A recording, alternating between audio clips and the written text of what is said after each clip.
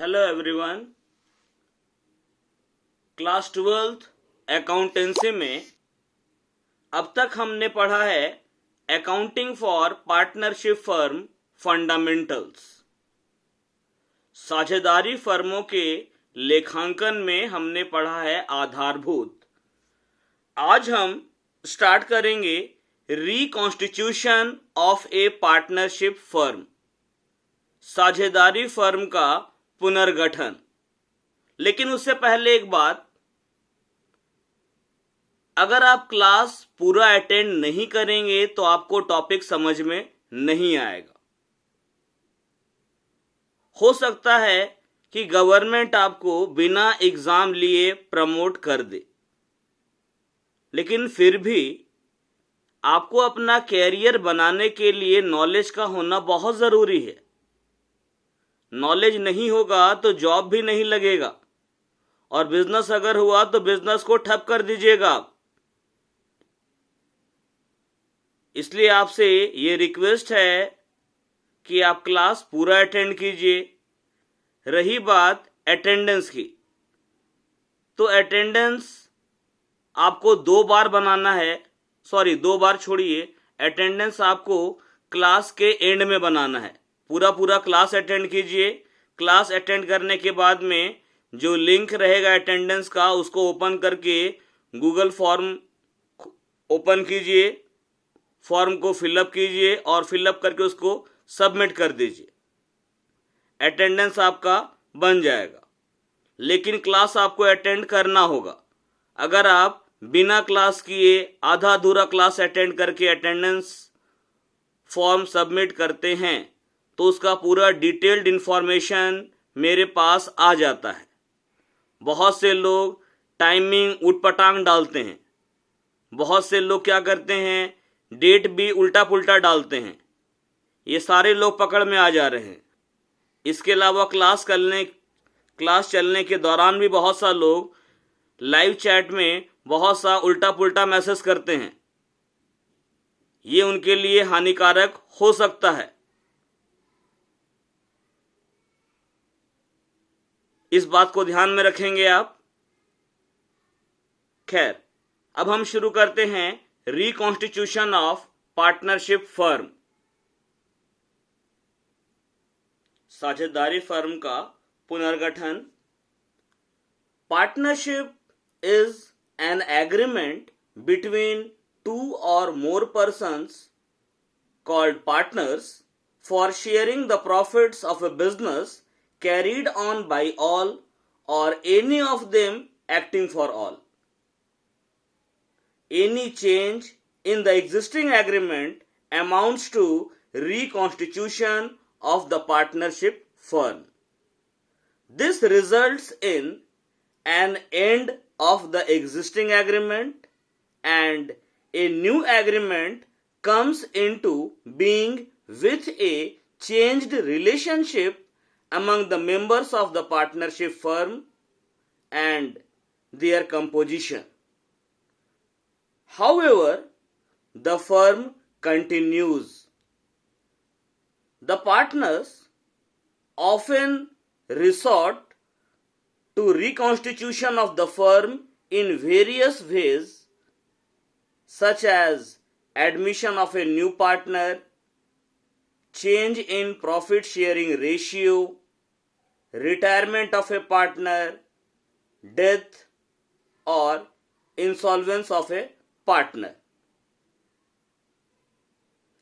After attending today's class, you will be able to explain the concept of reconstitution of a partnership firm. आज का class attend करने के बाद में आप साझेदारी फर्म के पुनर्गठन की अवधारणा और विधियों का वर्णन कर सकेंगे। साझेदारी 2 या 2 से अधिक व्यक्तियों के मध्य एक समझौता है जो एक व्यवसाय के लाभों को बांटने के लिए सहमत होते हैं, जिनका संचालन उन सब के द्वारा या उन सब की ओर से उनमें से किसी के द्वारा किया जाता है। विद्यमान समझौते में किसी प्रकार का परिवर्तन साझेदारी फर्म का पुनर्गठन कहलाता है। परिणाम स्वरूप वर्तमान समझौते का अंत होता है तथा उसके स्थान पर एक नया समझौता निर्मित होता है जो कि साझेदारी फर्म के सदस्यों के मध्य संबंधों को बदल देता है। हालांकि फर्म जारी रहती है। आमतौर पर साझेदारी फर्म का पुनर्गठन विभिन्न परिस्थितियों में हो सकता है, जैसे कि नए साझेदार का प्रवेश, लाभ विभाजन अनुपात में परिवर्तन, साझेदार की सेवानिवृत्ति, साझेदार की मृत्यु या दिवालिया होना। सिंपल वर्ड्स में हम कह सकते हैं, इसको ऐसे समझ सकते हैं, पार्टनरशिप क्या है? पार्टनरशिप दो या दो से ज्यादा लोगों के बीच एक तरह का एग्रीमेंट है, समझौता है कि हम लोग सभी कोई मिलकर या हम में से कुछ या कोई एक बिजनेस हम सब की ओर से चलाएगा और जो भी प्रॉफिट होगा उसको हम लोग आपस में बांट लेंगे। ये हमारा नॉर्मली एक पार्टनरशिप होता है। तो पार्टनरशिप का बेस, पार्टनरशिप का आधार क्या है? The main base of partnership is agreement. साझेदारी का मूल स्तंभ, मूल आधार, मेन बेसिक होता है एग्रीमेंट, समझौता होना। अगर समझौते की शर्तों में कोई भी बदलाव लाया जाए, any change in the partnership agreement brings to an end of the existing agreement. समझौते की शर्तों में कोई भी बदलाव अगर लाया जाए तो उससे जो आपका विद्यमान समझौता है, जो एग्जिस्टिंग एग्रीमेंट है, वो समाप्त हो जाता है और एक नया एग्रीमेंट, नया समझौता अस्तित्व में आ जाता है। हालांकि पार्टनरशिप का जो बिजनेस है वो कंटिन्यू रहता है। तो जब भी कभी पार्टनर्स के बीच का रिलेशन फर्म के एग्जिस्टेंस को प्रभावित किए बिना चेंज कर दिया जाता है या चेंज हो जाता है, तो इसको हम लोग पार्टनरशिप फर्म का रिकॉन्स्टिट्यूशन कहते हैं, साझेदारी फर्म का पुनर्गठन कहते हैं। पार्टनर्स के बीच में जो एग्रीमेंट एग्जिस्ट कर रहा है, जो समझौता अभी विद्यमान है, उसमें किसी भी प्रकार का परिवर्तन, किसी भी प्रकार का चेंज साझेदारी फर्म का पुनर्गठन कहलाता है, पार्टनरशिप फर्म का रिकॉन्स्टिट्यूशन कहलाता है। यहां जो दिया हुआ है बुक में, meaning of reconstitution of partnership firm, partnership is the relation between persons who have agreed to share the profits of a business carried on by all or any of them acting for all. In short, partnership is the result of an agreement between persons for sharing the profits of a business. A change in the partnership agreement brings to an end of the existing agreement and a new agreement comes into force. This new agreement changes relationship among the members of the partnership firm. When there is a change in the relations without affecting the existence of partnership firm, it is called reconstitution of partnership firm. As a result of reconstitution, the firm continues as a new or reconstituted firm. एक बार फिर से, साझेदारी दो या दो से अधिक व्यक्तियों, जिन्हें साझेदार कहा जाता है, के बीच एक ऐसा समझौता है जो सभी के लिए या उनमें से किसी के द्वारा किए गए व्यवसाय के मुनाफे को साझा करने के लिए, बांटने के लिए होता है। मौजूदा समझौते में कोई भी बदलाव साझेदारी फर्म के पुनर्गठन के बराबर है। इसके परिणाम स्वरूप मौजूदा समझौते का अंत हो जाता है और साझेदारी फर्म के सदस्यों और उनकी संरचना के बीच एक बदले हुए रिश्ते के साथ एक नया समझौता होता है। हालांकि फर्म जारी रहती है, कंटिन्यू रहती है।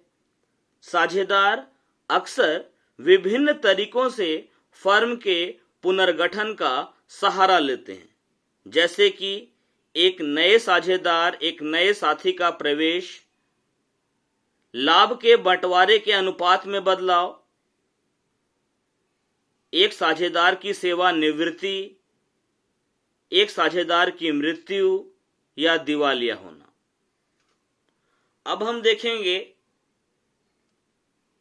ओकेजन्स या सर्कमस्टांसेस ऑफ रिकॉन्स्टिट्यूशन, या हम कह सकते हैं modes of reconstitution of A partnership firm. साझेदारी फर्म के पुनर्गठन के प्रकार। Reconstitution of a partnership firm usually takes place in any of the following ways.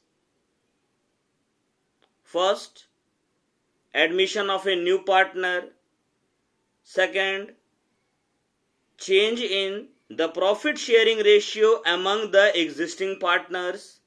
Third, retirement of an existing partner. Fourth, death of A partner. आपके पास में जो book है accounts की, हो सकता है वो किसी अलग पब्लिकेशन, अलग राइटर की हो, तो आपके बुक में ये सीक्वेंस अलग भी हो सकता है। लेकिन यहां हमारा दिया हुआ है reconstitution of the firm takes place whenever there is a change in the profit sharing ratio among the existing partners, admission of a new partner, retirement of an existing partner, death of a partner, amalgamation of two or more partnership firms। किसी भी साझेदारी firm का पुनर्गठन तब होता है जब ये दिया गया 5 कंडीशंस होता है। पहला तो है कि विद्यमान साझेदारों के बीच लाभ हानि अनुपात में परिवर्तन का हो जाना। दूसरा है नए साझेदार का प्रवेश। तीसरा है विद्यमान साझेदार की सेवानिवृत्ति अथवा अवकाश ग्रहण करना। और चौथा है साझेदार की मृत्यु। पांचवा है 2 या 2 से ज्यादा साझेदारी फर्मों का एकीकरण। अब एक एक करके इन पांचों को हम देखते हैं। Reconstitution of a firm always leads to change in profit sharing ratio among the partners। जब भी कभी साझेदारी फर्म का पुनर्गठन होता है तो उसमें साझेदारों के बीच का लाभ हानि अनुपात जरूर बदल जाता है, हमेशा बदलता ही है। मतलब कि जब भी रिकॉन्स्टिट्यूशन होगा तो पार्टनर्स के बीच का जो प्रॉफिट शेयरिंग रेशियो है वो चेंज हो जाता है। फर्स्ट है इसमें change in the profit sharing ratio among the existing partners। Sometimes the partners of a firm may decide to change their existing profit sharing ratio। This may happen on account of a change in the existing partner's role in the firm। For example, Ram, Mohan and Sohan are partners in a firm sharing profits in the ratio of 3:2:1 with effect from April 1, 2021 they decided to share profits equally as Sohan brings in additional capital। This results in a change in the existing agreement leading to reconstitution of the firm। कभी कभी साझेदार अपने वर्तमान लाभ विभाजन अनुपात में परिवर्तन करने का निर्णय लेते हैं। इस कारण विद्यमान साझेदारों के भाग में, हिस्से में परिवर्तन हो सकता है। उदाहरण के लिए राम, मोहन और सोहन फर्म के लाभों का विभाजन 3:2:1 के अनुपात में करते हुए साझेदार हैं। 1 अप्रैल 2021 से सोहन द्वारा अतिरिक्त पूंजी लाए जाने के कारण वह लाभों का विभाजन समान रूप से करने का निर्णय लेते हैं, जिसके फलस्वरूप वर्तमान समझौते में परिवर्तन होगा तथा फर्म पुनर्गठित होगी। यहां लिखा है, change in the profit sharing ratio of the existing partners result in the reconstitution of the partnership firm. For example, X and Y are partners in a firm sharing profits in the ratio of 3:2. Now they decide to share profits in the ratio of 2:1. It amounts to reconstitution of the firm. मतलब जब विद्यमान साझेदारों के बीच लाभ हानि अनुपात में परिवर्तन होता है, चेंज होता है प्रॉफिट रेशियो में, तो पार्टनर्स के बीच का यहां पहले रेशियो 3:2 है एक्स और वाई का, और अब वो लोग डिसाइड किया कि रेशियो क्या होना चाहिए, 2:1।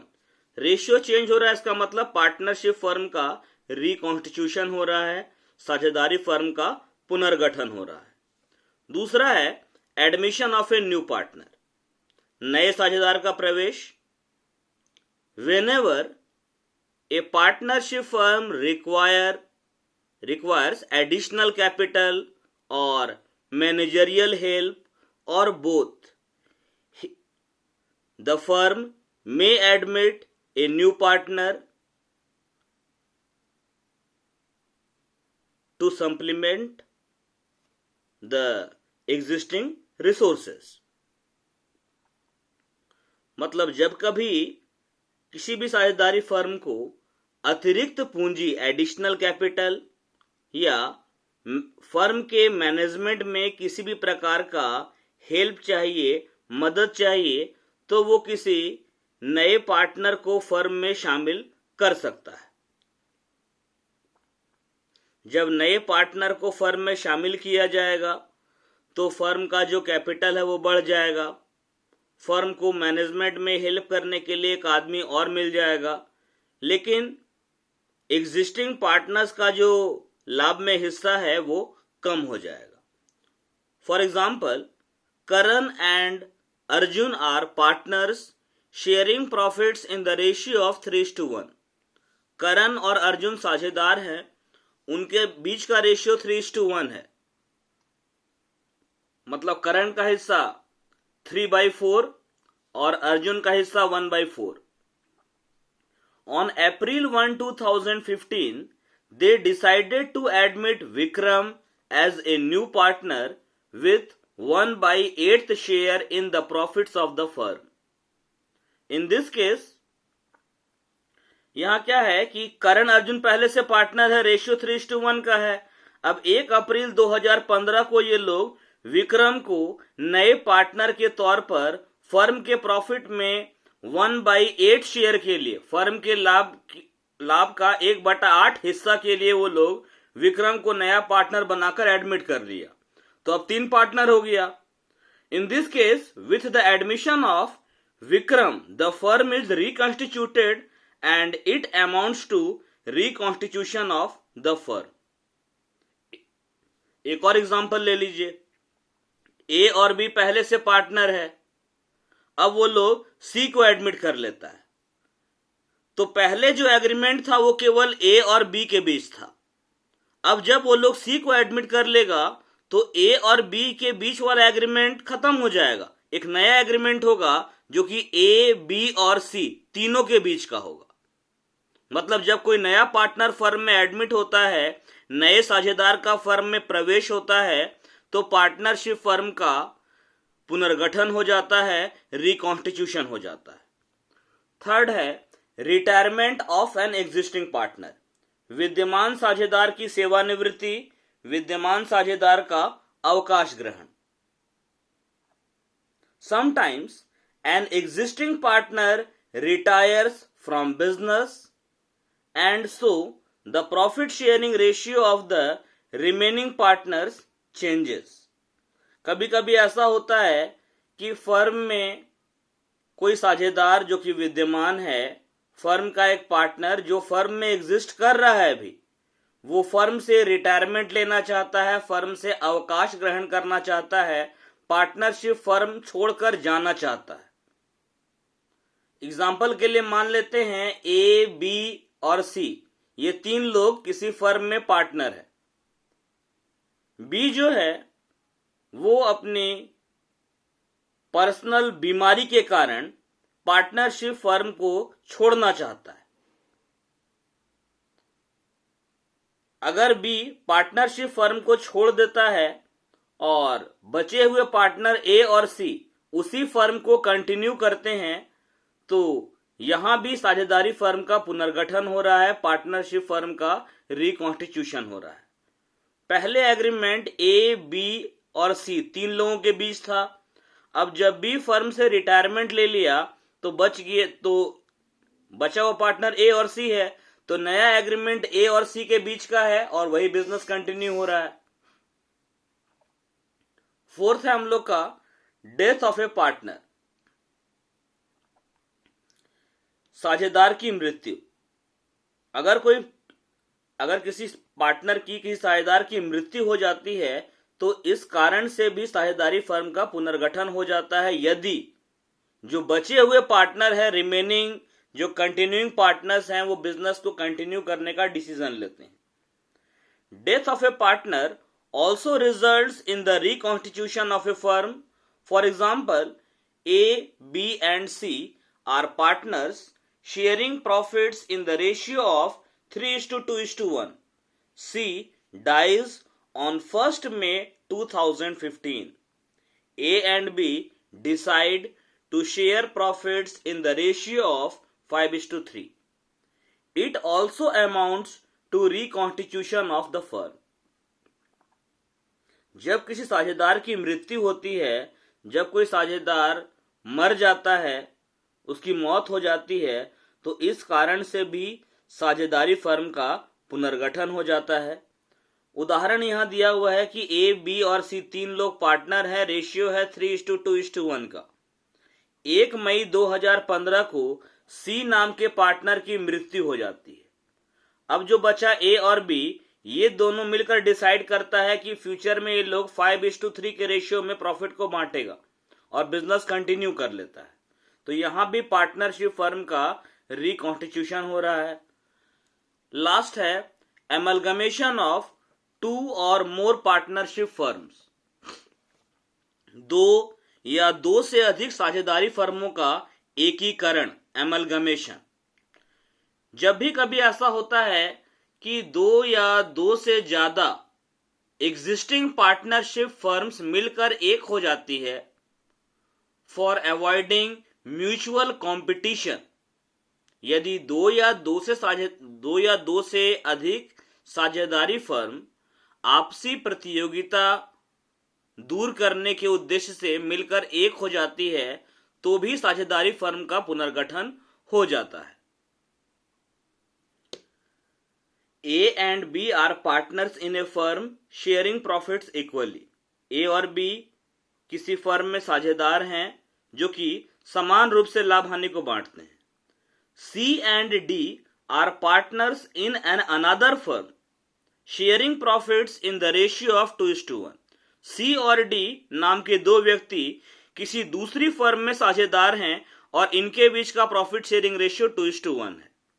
टू एलिमिनेट कॉम्पिटिशन, प्रतियोगिता समाप्त करने के लिए, दे डिसाइडेड टू एमलगमेट, उन्होंने एक होने का निर्णय लिया, amalgamate their firms and agreed to share profits and losses equally in the future.